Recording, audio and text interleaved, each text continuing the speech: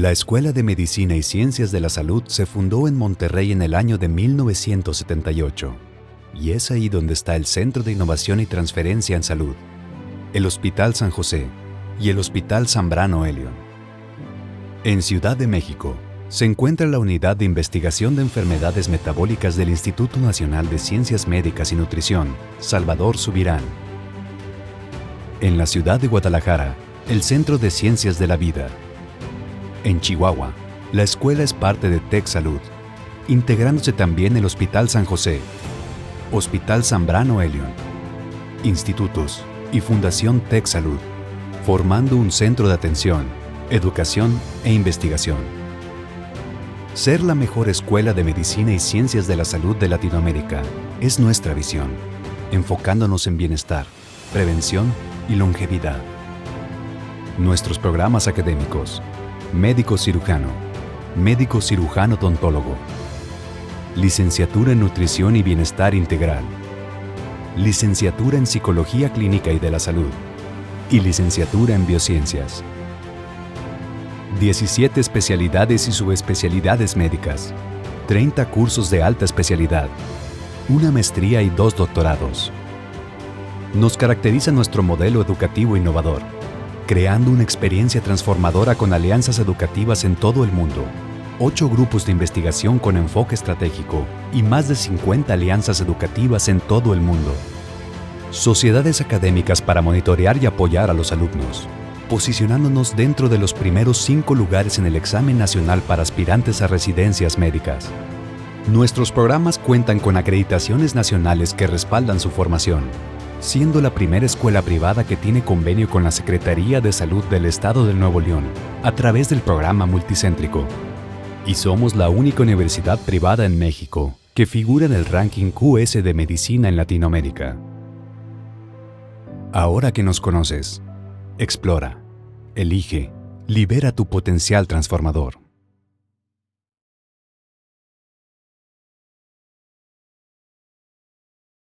You to use the chat to ask your questions through the presentation. At the end of the conference, we will have some minutes to answer them. We also ask you to answer a satisfaction survey to know your opinion, and it will help us to improve our experience.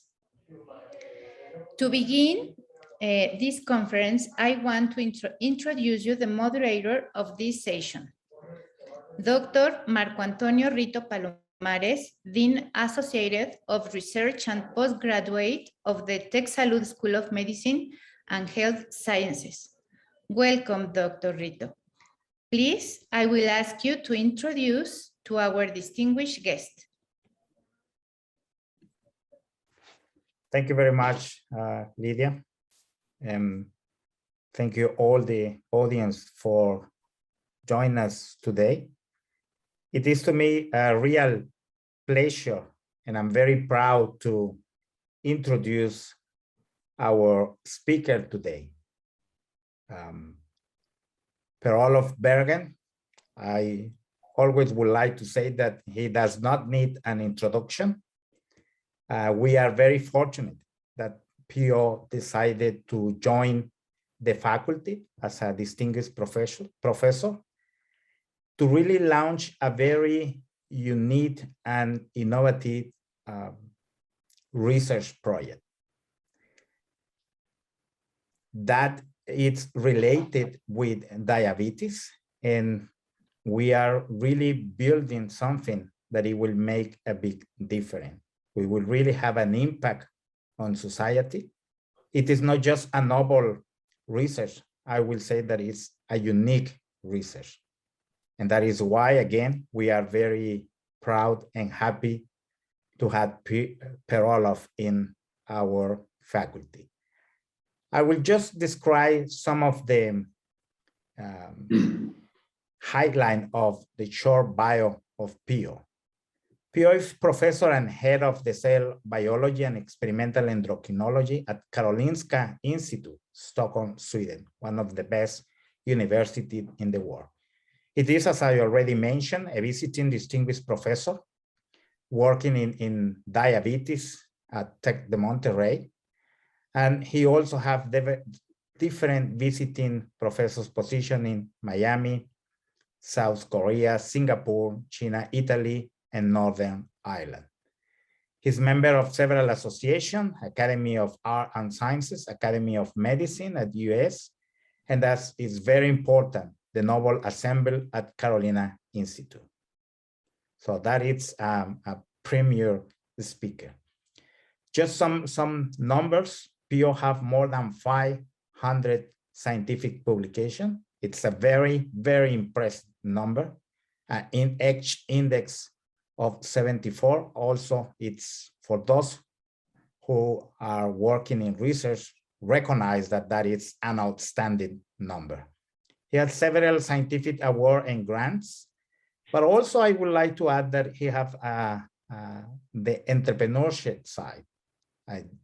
Pio is the founder of the biotech company called Biocrime. And basically the research areas, it's the fundamental mechanisms and cells physiology, signal transduction in diabetes, pancreatic island, which is related with the project that he is developing with us, and pancreatic beta cell. I mean, in general, I would like to say that I don't intend to take all the time. It will take us the whole hour talking about the bio of Pio. Pio, we are very pleased that you accepted to give this opening lecture. And without any further ado, Pio, the floor is yours.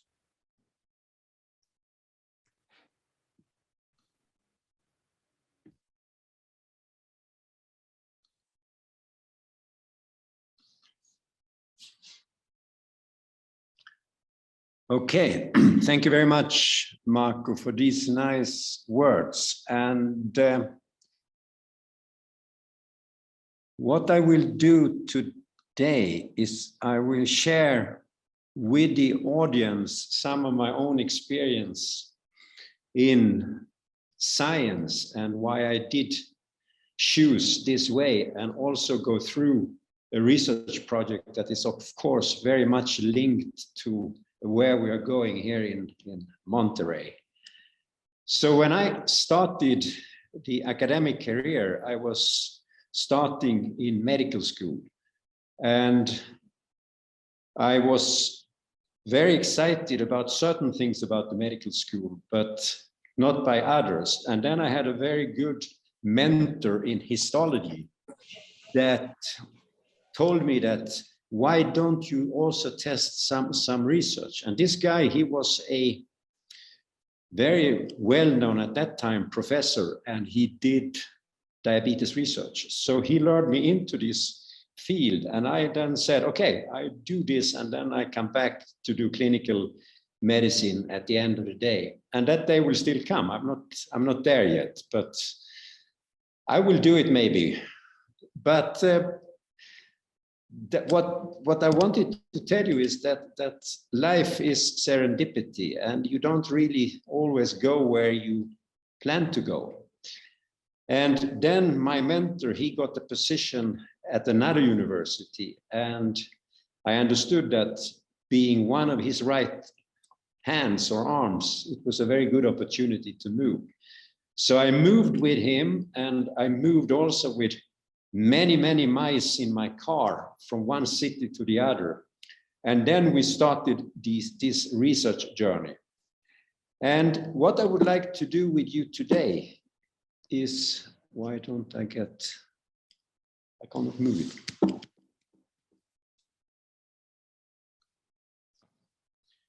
So what I would like to do with you today is to tell you a little bit about the projects that have been my focus for a number of years now.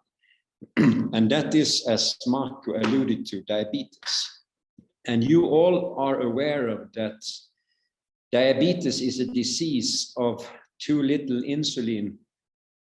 And that could be then due to two main reasons. And one of them is that you are not able to release enough insulin to handle blood glucose changes, or you cannot release insulin because the cells that are normally releasing insulin are not there any longer due to an autoimmune attack. So that's what we talk about type 1 and type 2 diabetes.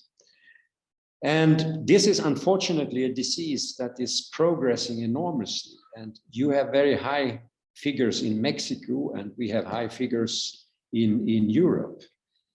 And we are calculating that 2030, there will be 600 million people with diabetes in the world. And there will be about 300 million people that not yet know that they have diabetes, but that they will get diabetes. So this is a problem, and there is no solution to this problem as of yet. So we have been focusing on, try to get my cursor to move with me. Hugo, can you give me a better cursor? Because now it's working. So here is the pancreas, and you also are aware of that about 99% of this pancreas is exocrine pancreas, which is releasing enzymes that are digesting the food you are eating. However, 1 to 2% of this organ is constituted by pancreatic islets, and this is actually the basis for hormone release to regulate glucose in your body. And we have about 1 million of these islets in a normal pancreas. And within these islets is, among other cells, the insulin secreting cell. And as you also are aware of, if this is not working, and if you have diabetes, you will get complications in the cardiovascular system, in the nervous system, resulting in problems in eyes, kidneys, and so on and so forth.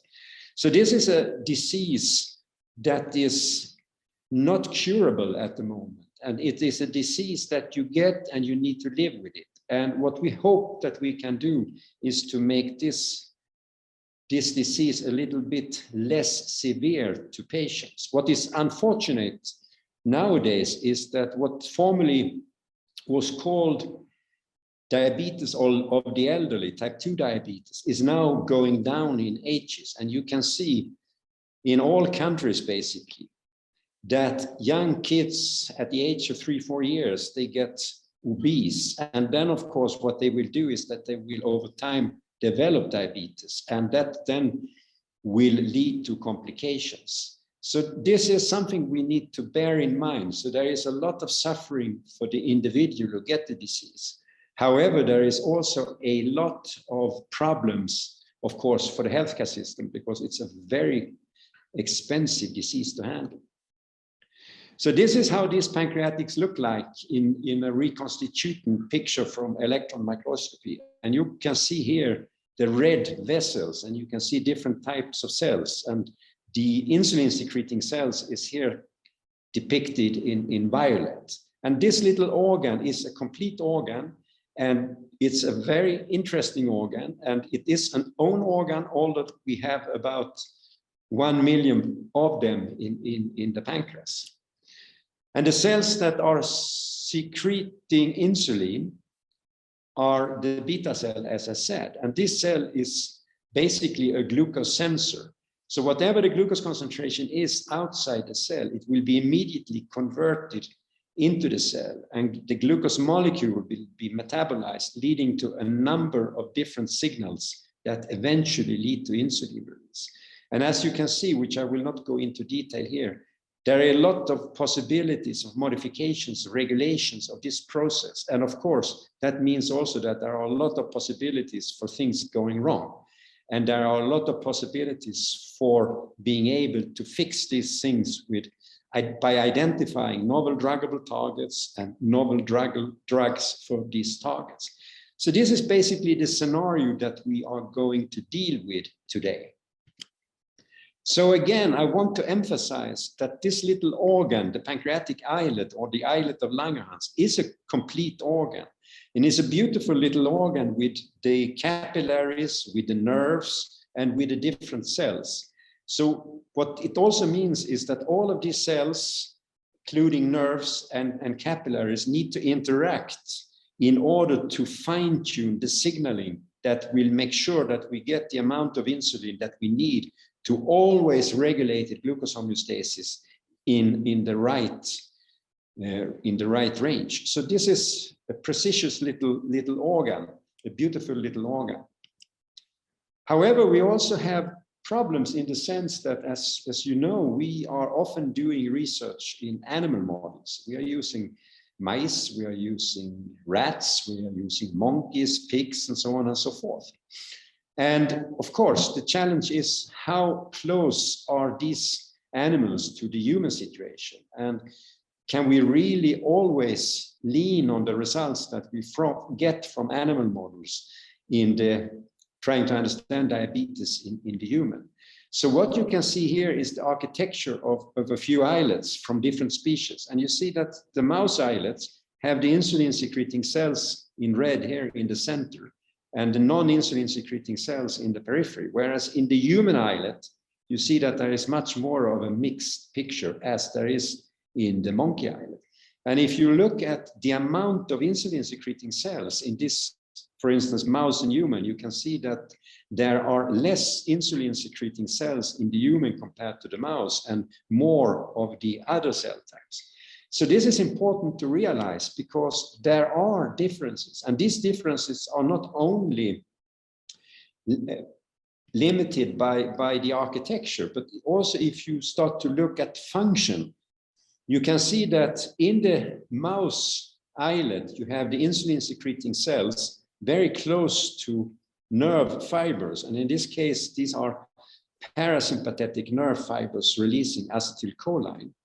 And this acetylcholine transmitter substance is important for sensitizing the insulin secreting cells to glucose. A few years back, we found that in the human islet, there are very few of these parasympathetic nerve fibers. However, the human beta cell, the human insulin secreting cells, was equally dependent on the transmitter substance acetylcholine for function. And what we found was that another cell type that normally is producing another hormone called glucagon, which is mobilizing glucose to the bloodstream, also was able to release acetylcholine. And then we have a very nice example of what we call a paracrine interaction, where one endocrine cell is talking with the other endocrine cell and is modulating the function of this other endocrine cell. So here you see a good example on that. Yes, we need indeed to pay attention to what type of species we are using. And if we are looking for pharmacological treatment strategies based on these type of things, we need also to be absolutely sure of that what we find in the mouse is transferable to the human situation. So back in 2006, we were left with two major challenges. And that was, how could we study this pancreatic islet in the context of the living organism?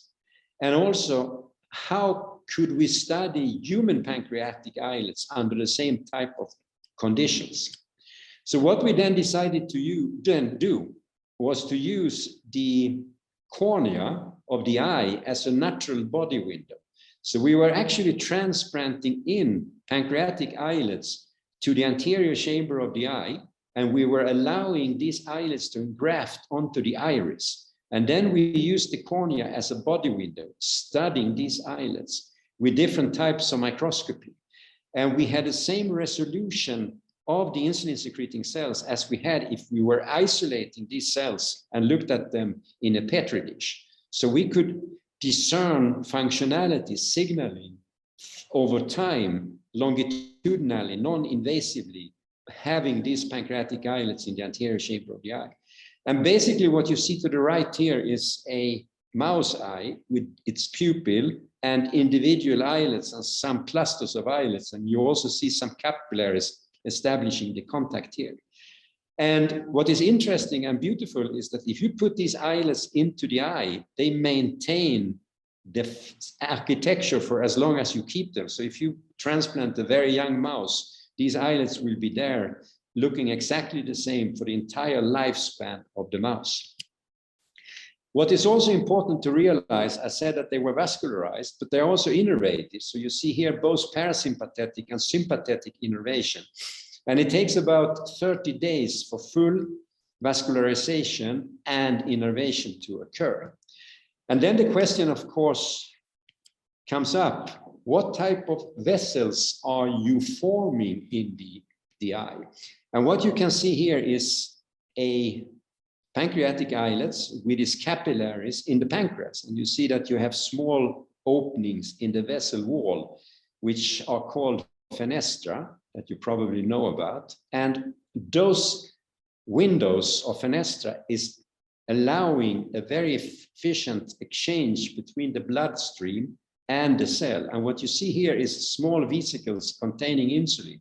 So when blood glucose concentration reaches these insulin secreting cells, there is a trigger mechanism for this insulin to be released.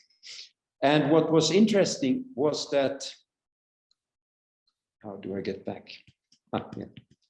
What is interesting is that if we now transplant these islets into the anterior chamber of the eye, we get the same type of capillaries formed. So you have these openings, this fenestra.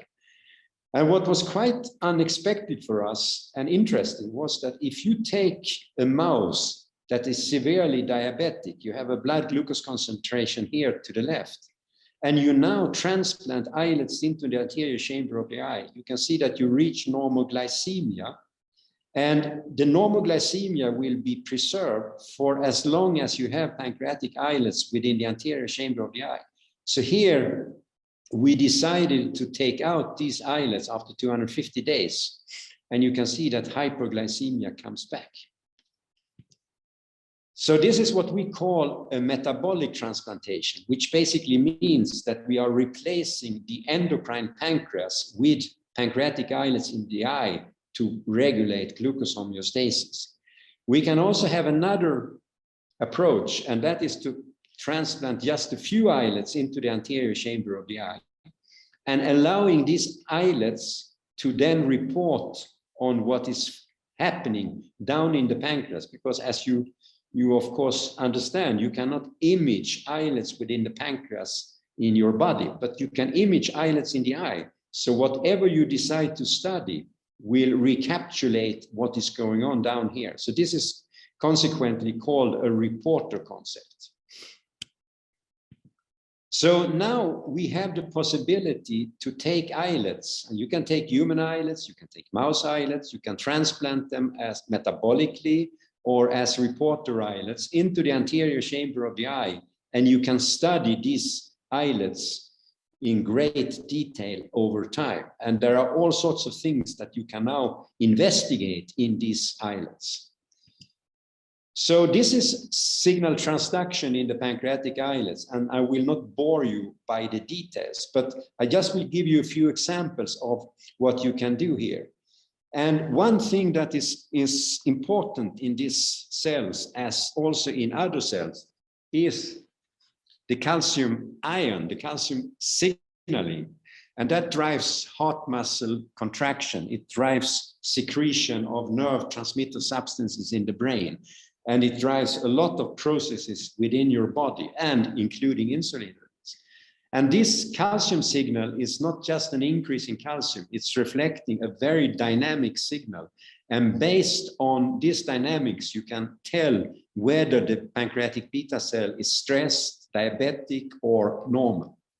So this is one example where we wanted to go in vivo to actually study calcium changes within these beta cells in the living organism.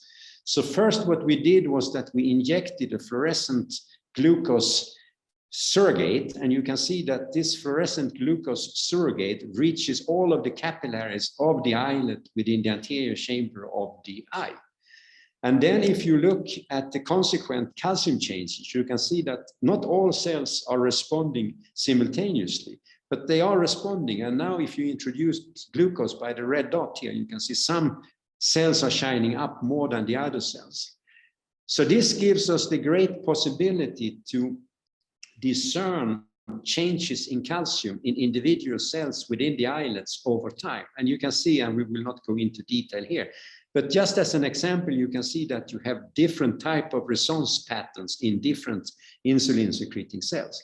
So you can move now calcium signaling from the in vitro situation out on isolated cells into the in vivo situation. And I also told you that we could transplant islets to the eye, and I was lying a little bit because I told you that you maintain glucose homeostasis for as long as you have the islets. That is true if you do a syngeneic transplantation, which means that you put islets from the same type of individual into the same type of recipient, so that there is no immune differences. So if you now look, and that was what I talked about, a syngeneic transplantation is the red curve. However, what you see now in the black and white circles, that is an allo transplantation, which means that this is islets from one individual transplanted into another individual. And what you can see is that glucose is regulated in the beginning, but after about 30 days, you see that glucose goes up. And what this means is that there is a reaction of the transplant. And this reaction is brought about by the fact that there is now an immune attack of these islets. And this you can use for your own interest to understand more of the immune biology associated with inflammation and autoimmunity that is developing in diabetes. So for instance, what we have done here is that we have a pancreatic islet that we have transplanted into the anterior chamber of the eye that you see here in grayish, blackish. What you see here in green is immune cells that we have labeled in vivo in the eye, and we have studied these immune cells in great details, their phenotype, how they look like, how they move, the velocity they move by, and so on and so forth. And that you can do in great detail. So you can identify populations of immune cells, and you can identify movement trajectories, and you can also then identify the time each of these immune cells spend in attacking their recipients or attacking their targets, the beta cells in this case. And what we found was that in this population of cells, we had basically three phenotypes. We had a round cell, we had an elongated cell, and we have something that we call the ruffled cell, looking a little bit rough. And what we also found was that these ruffled cells were the majority of cells that came when you had this reaction starting and going on. And here you can basically see a few of these immune cells attacking in grayish black the insulin secreting cells, and they are very efficient. So about one of these immune cells will attack 70 beta cells in 48 hours. And what happens then is that there is a short interaction, a kiss of death, when these immune cells are releasing perforin or granzyme enzymes that then will make small poke some small holes in the plasma membrane of the insulin secreting cell and thereby dying it. And of course, now having this possibility to image this process in real time, we can also intervene pharmacologically, so we can study the effect of immunosuppressive drugs and so forth.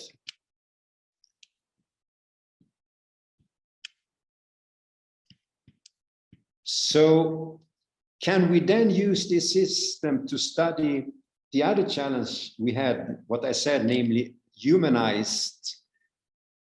I said human islets, and I pointed out the difference between human islets and mouse islets, for instance.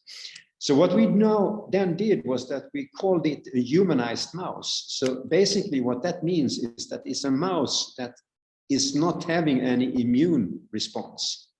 And then what we do chemically, we take out the insulin secreting cells of this mouse. So then this mouse becomes very diabetic. Then we replace metabolically the mouse's own insulin secreting cells by human pancreatic islets in the anterior chamber of the eye. And these human islets are very nicely engrafting, and they are vascularized. So what you see here in green is vessels coming from the mouse, and what you see in red is the insulin secreting cells, the human insulin secreting cells. And you can see that this vessels are nicely conducting the blood flow and are then supporting the human insulin secreting cells with oxygen and nutrition. And what is fascinating is that if you now do such a transplantation, so you take human islets, you take mouse islets, or you take monkey islets, and you are then transplanting these different kinds of islets into an immunocompromised mouse, you find that the blood glucose homeostasis brought by these transplanted islets is equivalent to where the islets were coming from. So if you look, for instance, at human islets, the human has a lower blood glucose concentration than the mouse. And if you now transplant human islets into this immunocompromised mouse, you can see that these human islets will adjust the glucose concentration at the level of the human, not the level of the mouse.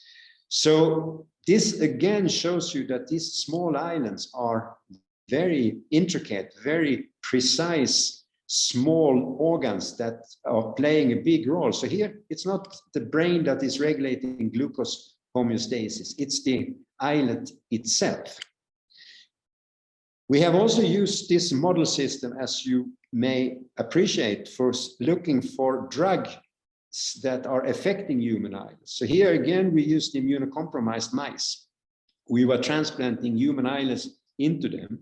And again, this mouse didn't have any own endogenous insulin secreting cells, but were surviving on the human insulin secreting cells. And then we can inject drugs of different kinds over time in equal concentrations to, if you translate it or calculate it, what the human should be. And then we can study long-term effects of novel anti-diabetic medicines and so on. So I told you in a few slides ago that there are differences between species, and we have talked about that. So for that reason, we were also pragmatic, and we needed to go to Singapore to actually verify and use non-human primates as a model system for the human, and then moving from the mouse. And basically what we did here was that we did a partial pancreatectomy. We took out about 20% of the pancreas of these monkeys, and we isolated islets. And we then transplanted these islets back into the anterior chamber of the eye of the same monkey. So this is an autologous transplantation, which, as you appreciate, is not creating any problems in terms of immune reactions. Then we were able to study these islets the same way as we studied the islets in the mouse eye, now in the monkey eye. And we could then longitudinally follow. And in this case, we were interested in blood flow regulation. And this transplantation, or this removal of 20% of the pancreas, didn't affect the physiological regulation in this monkey. And you can actually see here that we have some islets here at different magnifications. We only put in reporter islets here because we wanted specifically to study blood flow regulation. So this was not a metabolic transplantation. So along the lines here, we were getting much of appreciations, and people were asking us if this could be clinically useful. So we decided to team up both with clinical diabetologists, endocrinologists, and ophthalmologists in Europe, and also in Miami in the US. And basically we did our first patient back in 2016.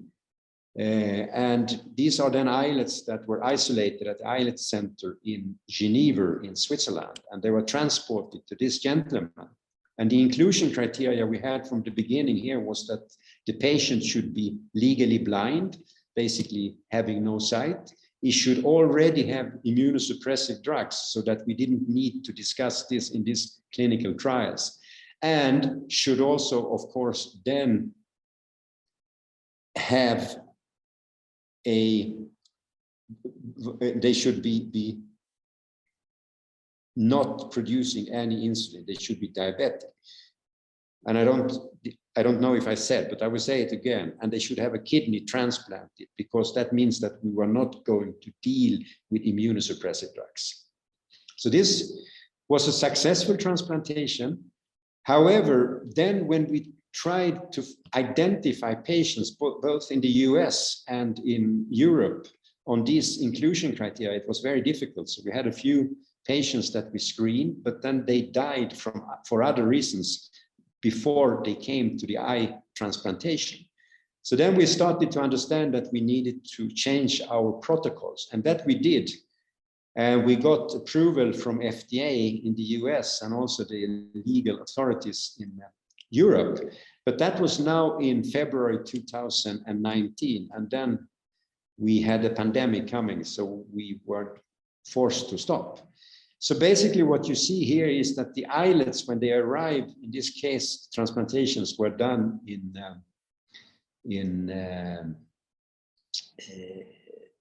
Basel in Switzerland. And you can see that the ophthalmologist is now sucking up the islets. And here he is transplanting these islets into the anterior chamber of the eye. Similar way to what we have brought by these transplanted islets is equivalent to where the islets were coming from. So if you look, for instance, at human islets, the human has a lower blood glucose concentration than the mouse. And if you now transplant human islets into this immunocompromised mouse, you can see that these human islets will adjust the glucose concentration at the level of the human, not the level of the mouse. So this again shows you that these small islands are very intricate, very precise, small organs that are playing a big role. So here, it's not the brain that is regulating glucose homeostasis, it's the islet itself.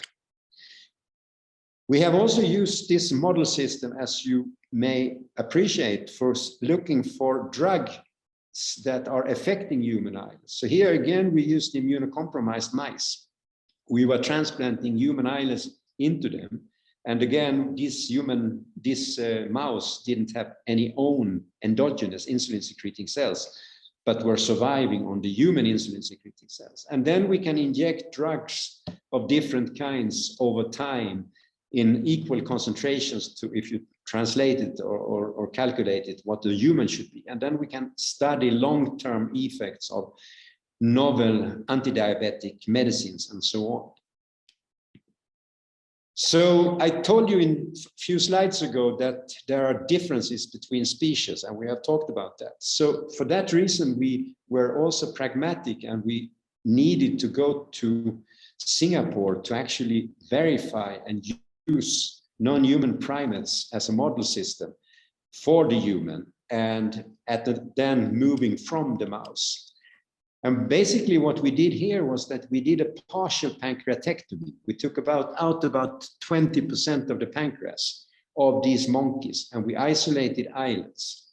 And we then transplanted these islets back into the anterior chamber of the eye of the same monkey. So this is an autologous transplantation, which, as you appreciate, is not creating any problems in terms of immune reactions.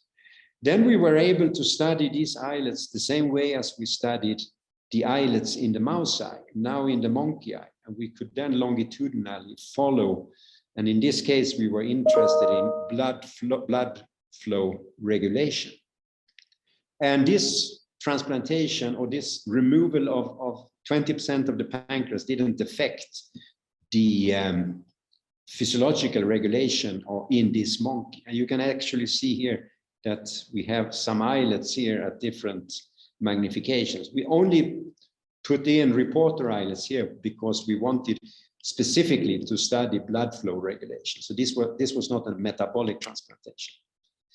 So along the lines here, we were getting much of appreciations, and people were asking us if this could be clinically useful.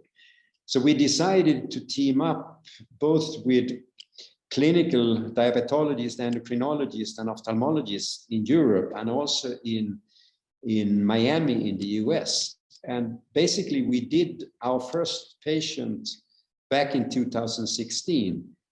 And these are then islets that were isolated at the islet center in Geneva in Switzerland, and they were transported to this gentleman. And the inclusion criteria we had from the beginning here was that the patient should be legally blind, basically having no sight. He should already have immunosuppressive drugs, so that we didn't need to discuss this in these clinical trials. And should also, of course, then have they should be not producing any insulin. They should be diabetic. And I don't know if I said, but I will say it again. And they should have a kidney transplanted, because that means that we were not going to deal with immunosuppressive drugs. So this was a successful transplantation. However, then when we tried to identify patients both in the US and in Europe on these inclusion criteria, it was very difficult. So we had a few patients that we screened, but then they died for other reasons before they came to the eye transplantation. So then we started to understand that we needed to change our protocols, and that we did.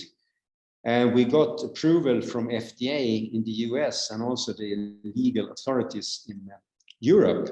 But that was now in February 2019. And then we had a pandemic coming, so we were forced to stop. So basically what you see here is that the islets, when they arrived, in this case, transplantations were done in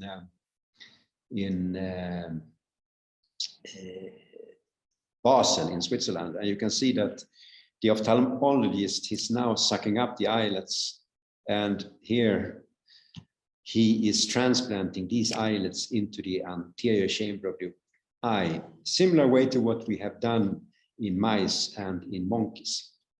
So now we are hoping to identify more patients. And this is something, this type of platform we are going to establish here in Monterrey. And we are very eager to move this as fast as we possibly can, because we believe that we will have a good chance to move onwards with this type of procedures, and also then offering a novel treatment strategy for these patients that have diabetes. And of course, at the end of the day, we are looking for both transplantation to type 1 and type 2 diabetic patients. So what are we doing in parallel?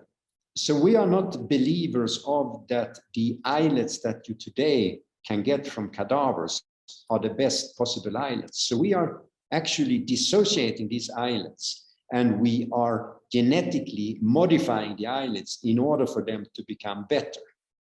And we can basically decide the size of these islets by the number of cells we put in.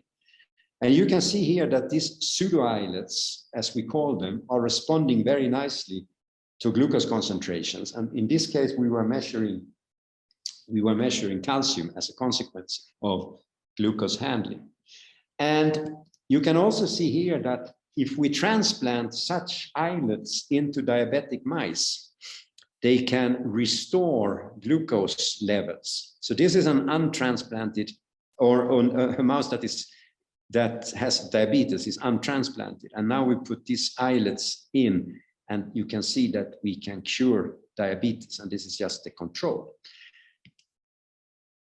So we are now foreseeing that we can modulate these islets, but not only that, once we will have our hands on stem cell derived pancreatic islets, of course, we can do all of these manipulations in these islets prior to transplantation. So this we are very excited about, and we believe this will mean a lot. What we also are excited about is that the fact that we can use the anterior chamber of the eye as a site, as an enclosed site where we can do pharmacological intervention. And what we did here was that we were transplanting allogeneically, which basically means that, as I showed you, we will have reaction after about 30 days. So if we now just transplant islets into the anterior chamber of the eye allogeneically, you can see that they are disappearing over time. However, if we combine this transplantation with small vesicles that are also releasing rapamycin, which is an immunosuppressive drug, you can see that the islets, they are staying for, here it's up to 30 days, but we could, depending on how we configure these small containers, we could have this for much longer time. So we believe that transplantation combined with local pharmacological intervention in the anterior chamber of the eye is going to be a big step forward. And of course, we also have developed measurement system for the eye as a consequence of the transplantation. So here we were measuring eye pressure in a rat subsequent to islet transplantation. And what we found was that there was a very short increase in pressure that then dropped quickly to normal. And the last thing that I wanted to show you is that we are now developing with the technical schools in Stockholm, the Royal Swedish Institute of Technology, small microscopes that we are going to transplant together with the pancreatic islets into the anterior chamber of the eye, so that we can measure, as we do with a normal microscope, fluorescence signaling, having an LED light source that shines light on the islet, and then a photodiode that is collecting the emitted light from these islets, and then sending this by Bluetooth system to amplifier outside the body. And the reason for doing this is, of course, that we are excited about it for research purposes. But if you think upon it, what I said in the beginning, that we have 600 million people that are going to have diabetes to 2030, and 300 more million that will get diabetes, which basically means that we will not have any possibility of having enough doctors and nurses to take care of these patients in the future. So they need to be their own doctor, their own nurse. And this type of technologies, we are also looking very much forward to developing further here at Tec de Monterrey, because the regenerative medicine approach that we are going into now will be extremely exciting and rewarding if we can combine that with the working at the interface between all of these fantastic technologies that are out there. And in that way, I think we can find completely novel solutions for understanding diabetes and treatment of diabetes. So that was basically what I wanted to tell you today. And I hope I didn't talk too fast. And I hope I at least inspired some of you to do research in parallel with your clinical work or whatever your goals are. Thank you.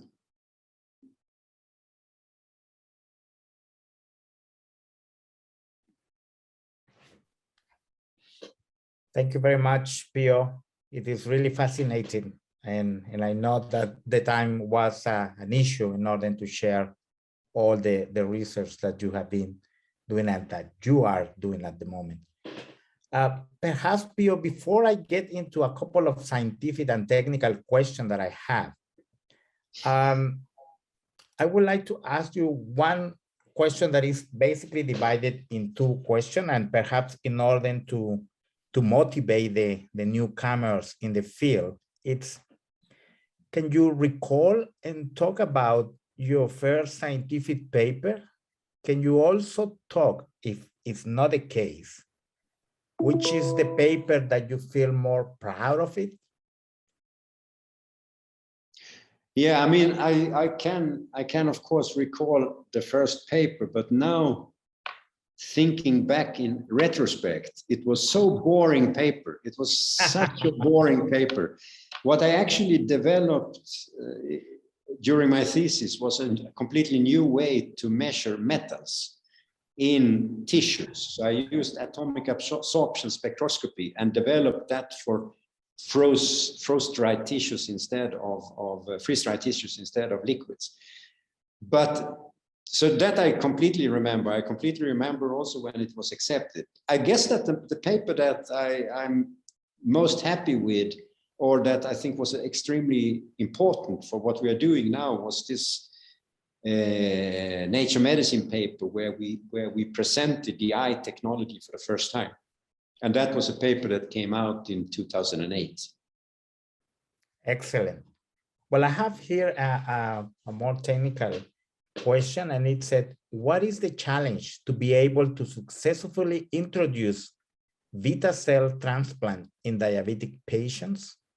Is the technique or still the lack of diverse key players in the disease besides insulin and glucose uptake? This is an excellent question. So why going to a novel transplantation site, and why not do what people have done before? And if you talk with these people that are really specialists in islet transplantation to cure diabetes, all of them around the world are agreeing that putting these islets, as they have done for many, many years, into the portal system of the liver is not very good, because you will immediately have an immune reaction, an inflammatory process where, let's say, 80 to 90% of the transplanted islets are dead. So we need to find another location. And of course, as you may appreciate, these immunosuppressive drugs that are used nowadays, they are harsh. It's tough medicine that in themselves can create cancer and diabetes. So if you can do the treatments locally and you can follow your transplant, that is an advantage. If you look in diabetes as a whole, I mean, we haven't really progressed to a large extent in that context, since if you have type 2 diabetes, you are treated in a way, and mostly all of the type 2 diabetic patients are treated in a similar way, although we know that the genetic predisposition to get diabetes is very different. So you really need to stratify patient groups and then being able to handle them as groups. I mean, ideally, it would be to have an individual treatment strategy, but that is difficult. So I think, Marco, the challenge of today is to be more precise, to understand better what type of drugs shall you use for different patient groups. And of course, then also to try to identify novel druggable targets and better drugs for these targets. In the transplantation arena, I think that what we need to of course, obtain is more material for transplantation, where we have high hopes in stem cell therapy. And then, of course, to be able to create situations where we are not harming the patients by lifelong immunosuppression. Thank you, Pio. Another short question. I said, thanks for this fascinating lecture. Have you ever tried this approach on the animal with proliferative diabetes retinopathy? We haven't done, but this is an excellent question. And I mean, we have here the opportunity to actually look, and as everyone, of course, appreciates, is that diabetes and eye problems are very much linked. And here we have a golden opportunity to establish nice research programs together with ophthalmologists. And one thing that was what the ophthalmologist in Miami found that was fascinating was that when we transplanted islets into a monkey, the transplanted eye looked much more calm. There was no irritations, nothing. So the ophthalmologist that did this transplantation, he was starting to ask, could insulin be a factor that was diminishing this inflammatory milieu that was in the other eye of this monkey? But I think that it might not be insulin, it might be C-peptide, and maybe some of you remember or understand that there has been a lot of interest in C-peptide to treat diabetic complications in kidney, in nerves, and so on. So we don't know, but I think that there is a golden opportunity to translate the problems of diabetes in relation to eye in projects that we can set up this way. Thank you, Pio.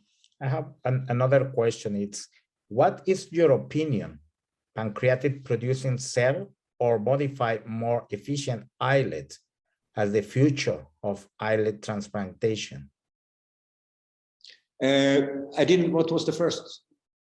What is your opinion? Pancreatic producing cells or modify more efficient islet as the future of islet transplantation? I think that you need to go both ways. I think that you can, if you modulate islets, you can probably change them so that they are much more robust. However, we are not getting rid of the problem to transplant the amount of patients that we need to transplant, because here you need to have much more material. And the fact of the matter is that even if type 2 diabetic patients today that are on insulin and that would be very much needing an islet transplantation, they don't get it because there is no material. So I think that you need to work on both levels. Excellent, Pio. Perhaps one last question. And Pio, it's not that common that from science, from basic research, preclinical and clinical, and now the establishment of a company. Can you briefly share your experience about that? What were or are the challenge in really moving to the last stage by establishing a company? Yeah, I mean, we have somewhat of an unique situation in Sweden, in the sense that if you are working in the academia and if you are a professor in university, you basically have three things that you should do. You should teach, you should do research, and you should also commercialize your findings. Sweden is a small country with 10 million people or so, and we have had quite a great history over the years with biotech companies. Now we have a history of Spotify, of Zoom, and a lot of these PlayStations, and that's fine. However, there is a huge encouragement to go into biotech, and that has, so in Sweden, we are also unique in the sense that if you, as an academic, make a discovery, that's yours. So irrespective of whether you got the funding from the government, from private owners, whatever, it's your discovery. So that is a lot of positive things to develop a company. And basically, the way we saw it was that this platform we have developed, and I gave one example, is an ideal situation to screen novel drugs, not only for diabetes, and I didn't have time to mention, but you can transplant basically any tissue into the anterior chamber of the eye. And we have put tumor tissue into the eye, and we have treated locally the tumor tissue in the eye. So you have an in vivo system where you can in great detail follow the consequences of drug treatment strategies. And then, of course, we also realized that going into the transplantation of these islets into the eye as a treatment strategy for patients with diabetes, we need to have a platform from which we can work. And the problem is that it will take a long time before such a transplantation will be possible in a socialized healthcare system, because it will be probably too expensive. So we need to find private players that we can work with. And that is why I was so excited when I learned that Tec de Monterrey was a private university and all of the possibilities that are here, because I think that this is exactly what is needed in order to push this into the clinic with some speed. So these were initiatives that we took to start this company. And we have also, we are collaborating very much with another company at KTH, which we made a combined company called Beta Matrix, where we also are developing matrices to put cells and then make cells or cell organoids for transplantation. So it's a little bit different, but the way we have constructed this is that when I was asked if we could set up this company, I said yes, if it doesn't compromise our research. So basically, this is the research we are doing in the lab, and the company is cherry picking from the business point of view what they think is interesting. A technique that could be developed, a target that can be developed. So we are not compromising our research, but we have a company that is cherry picking everything that they find commercially interesting. So it's a very nice match, Mark, here. And I think it's important for society actually with a payback. And I think that for any country, biotech and this type of companies are very much helpful.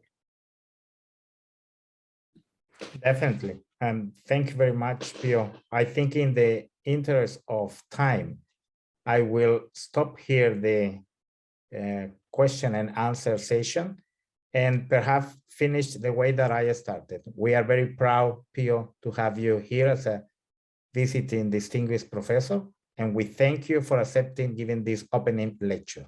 Thank you very much. Thank you. I'm extremely happy to be here and associated with Tec de Monterrey. We thank Dr. Per Olof Berggren for his interesting and excellent lecture, as well as sharing his impressive career path with us. In the same way, we appreciate the cordial moderation of Dr. Ricto Palomares. Thank you very much, Dr. Palomares. Now, I give Dr. Jorge Valdez, Dean of the School of Medicine and Health Sciences, the opportunity to thank our speaker. Thank you very much, Dr. Lydia Cerón. It's a great pleasure to be here in this wonderful lecture from Dr. Pierre Olof. Hi, here. Good to.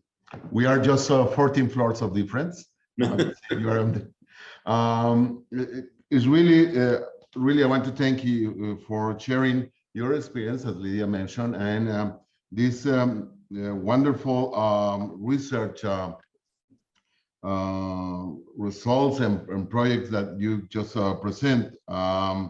We really want to take advantage of having you here, linked to the Tecnológico Monterrey. It's one of the, as Dr. Palomar says, distinguished professors. And we want to move forward, particularly, well, in the ophthalmology area, as has been mentioned. You can see my background is I'm in the department. It's very interesting. Obviously, the idea is to treat diabetes, but for us also means that we can try different approaches for other diseases, following this same idea of put islets, in this case of laryngeal hearts, but later on we can use it for different issues. And some other, we are, for example, working on nano devices that we can use to deliver even the islets. So we can try several things. So, and we are ready. I think we meet soon for that. And we have a team working on that. And I want to thank you, all the people here, because I was just checking from people at different levels, researchers, professors, students from at least I was able to identify for 3 different cities, from Guadalajara, Mexico City, and Monterrey. So we have a broad audience on that, and different disciplines, because I saw some colleagues from the ophthalmology department. Actually, some of them make a question over there, but some other areas. That's the type of environment that we want to create, interdisciplinary approaches to tackle huge problems, like in this case, diabetes, that in Mexico is a huge problem. And in our case, diabetic retinopathy is the #1 cause of blindness. So it's a serious problem, but not just for us, but the other areas. So really, again, thank you, Pierre, for being here. Gracias. That's to improve your Spanish. Gracias. He knows. And for being here and really to share everything that you have been working. We really appreciate it. Thank you very much. Thank you. I think Lydia, but is frozen. I think he got frozen. Angeles, so that's Angeles, it. I think you will close the You session. get in. Thank you very much. I just would like to thank again Marco for the facilitating the questions, Jorge for their thoughts, and especially our invited speaker, Pio, for the talk. We are really honored to have you with us and to have this talk. And I would like to present for you the rest of the speakers that we're going to have for the session. This is the fourth session of the master lecture, the Cátedra Magistral. And in this semester, we are going to be having the participation of Dr. Carlos Quilty on March 17th at 2 p.m. Then Dr. Joaquín Alejandro Zúñiga on April 6th at 1 p.m. Jose Carlos Presa on April 27th at 1 p.m. And we're going to close this fourth session with Dr. Guillermina Sanchez, also an invited speaker, on May 18th. As you see, it's going to be a very variety of topics and as well, very well and researches for us to continue with this season. I give the word now to Lydia to continue with the program. Thank you.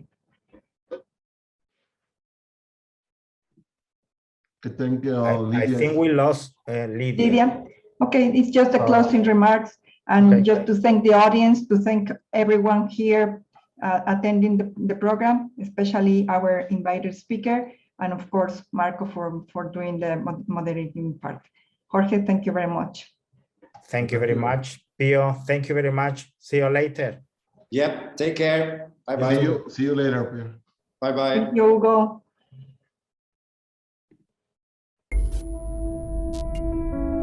Soy la voz que te habla desde adentro. La primera vez que me escuchaste, no me pudiste ignorar. Y dudaste, ¿de dónde viene? ¿De la cabeza, del estómago, del corazón? Primero te inquietaba. Después te di claridad. Porque tus caminos son la salud, la ciencia y el conocimiento, que te preparan para ayudar, sanar y salvar, para hacer una diferencia. Hoy sigo aquí, en medio de esta tormenta sin precedentes, empujándote a hacer historia con cada vida que tocas. Y cuando preguntes, ¿por qué yo? ¿Por qué ahora? Yo te hablaré más fuerte, recordándote que una comunidad de profesores, estudiantes, colegas y profesionales de la salud te respalda y reafirmándote que has elegido bien. Estás donde tienes que estar, haciendo lo que tienes que hacer. Soy la voz que te habla desde adentro, tu intuición, tu llamado, tu vocación.